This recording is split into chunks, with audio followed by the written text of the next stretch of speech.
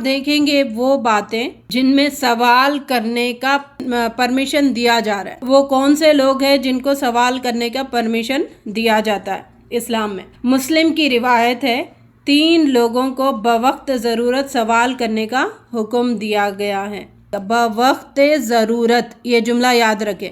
ہم نا بہت ساری احادیث ایسے پڑھتے ہیں، اپنے مطلب کا وہ فقرہ ہے نا بس اسی کو رکھتے ہیں، کمپلیٹ حدیث نہیں لیتے۔ یہاں پہ 3 لوگوں کو بوقت ضرورت، جب تک اس کی ضرورت پوری نہیں ہو جاتی، سوال کرنے کا، مانگنے کا اجازت ہے۔ حضرت ابی بشر قبیصہ بن مقارق سے مروی ہے، فرمایا میں نے 2 متحارب یعنی جو 2 آپس میں لڑتے ہیں نا، 2 آپس میں جنگ کرتے ہیں، 2 فریقین میں صلح کے لیے دیت کرنے کا ذمہ اٹھا لیا۔ تم آپس میں صلح کر لو، اس کے بدلے پیسے میں ادا کروں گا۔ یعنی لڑائی کو روکنے کے لیے بیچ میں کوئی انٹرفیئر ہو کر وہ کہے کہ دیکھو مال تمہیں ملے گا، مال کے تحت اپنی لڑائی جھگڑا ختم کرو۔ اگر کوئی ایسی ذمہ داری اٹھایا ہے دیت اٹھانے کا، تو جو دیت ادا کرنے کا جو اس نے پرومس کیا، نبی صلی اللہ علیہ وسلم کے پاس گیا اور انہوں نے سوال کیا، تو نبی صلی اللہ علیہ وسلم نے کہا کہ ٹھیک ہے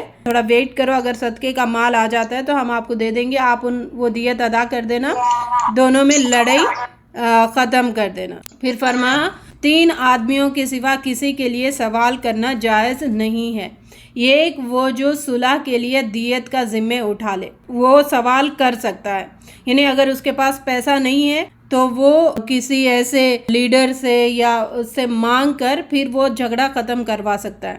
اس کے لیے سوال کرنا حلال ہے، حتیٰ کہ وہ اس فرض سے سبکدوش ہو جائے اور اس کے بعد سوال نہ کرے، یعنی وہ دیت ادا کر دے، دیت جتنی رقم ہوتی ہے اتنا وہ مانگ سکتا ہے۔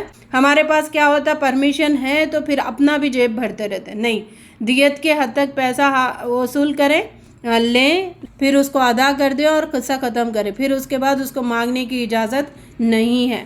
دوسرا وہ آدمی جس پر کوئی آفت نازل ہو اور اس کے مال کو تباہ کر دے، اس کے لیے سوال کرنا حلال ہے۔ فلڈس آ گئے، سونامی آ گیا، پھر یا کوئی ایسا نقصان ہو گیا کہ اس کا سارا، جیسے ارتھ کویک آ گیا تو سارا مال، گھر دار، ہر چیز اس میں تباہ برباد ہو جاتی ہے، تو اس شخص کے لیے بھی اس وقت کے لیے سوال کرنا حلال ہے، یہاں تک کہ اس کی گزران اعتدال پر آ جائے، یعنی یہاں تک کہ پھر سے وہ کمانے لگ جائے، یعنی بغیر مانگے کہ اس کو اتنا رزق حاصل ہو کہ اس کا ایک دن کا کھانا پینا چل رہا ہے، تو پھر ابھی وہ مانگ نہیں سکتا کسی سے، وہاں تک پرمیشن ہے، اس کے بعد اس حرمت پھر واقع ہو جاتی ہے، اب وہ نہیں مانگ سکتا جب وہ بحال ہو جاتا ہے۔ تیسرا وہ آدمی جس کو فاقہ درپیش ہو اور اس کی قوم کے 3 ذی عقل آدمی بیان کرے کہ یہ آدمی واقع فاقہ زدہ ہے، بھوکا ہے، کئی دنوں تک وہ بھوکا ہے، تو اس کے لیے سوال کرنا حلال ہے بھوک کی حالت میں۔ اسلام نے تو بھوک کی حالت میں یہ بھی پرمیشن دیا ہے، بھوک کی شدت میں اگر کوئی موت کے دہانے پر چلا گیا تو وہ حرام بھی کھا سکتا ہے، تو یہاں پہ تو مانگنے کا حکم ہے فاقوں میں مبتلا انسان کے لیے۔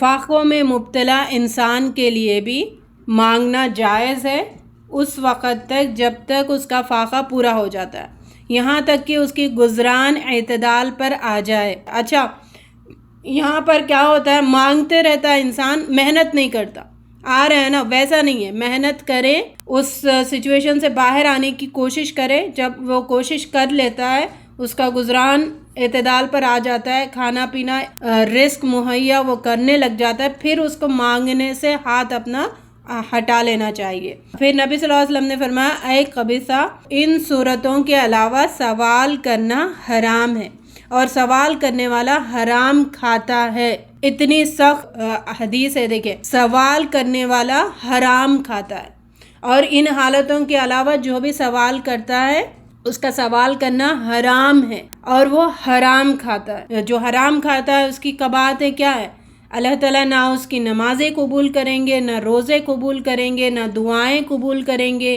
نہ اس کا حج قبول ہوگا، نہ صدقے قبول ہوں گے، کوئی چیز اس کی قبول نہیں ہوگی جس کے پیٹ میں حرام کا مال جاتا ہے۔ اللہ تعالیٰ ہمیں اس سے محفوظ رکھے۔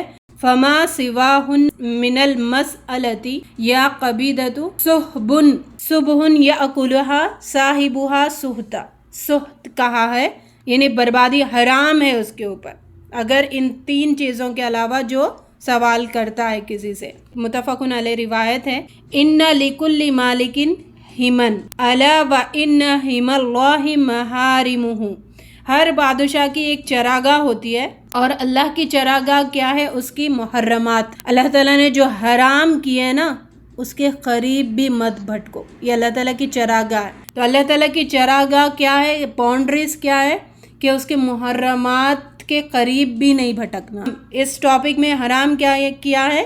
کسی سے سوال مت کرو، کسی کے آگے ہاتھ مت پھیلاؤ، کسی کی چیزوں پر نظر مت دوڑاؤ، یہ اللہ تعالیٰ نے حرام کیا ہے۔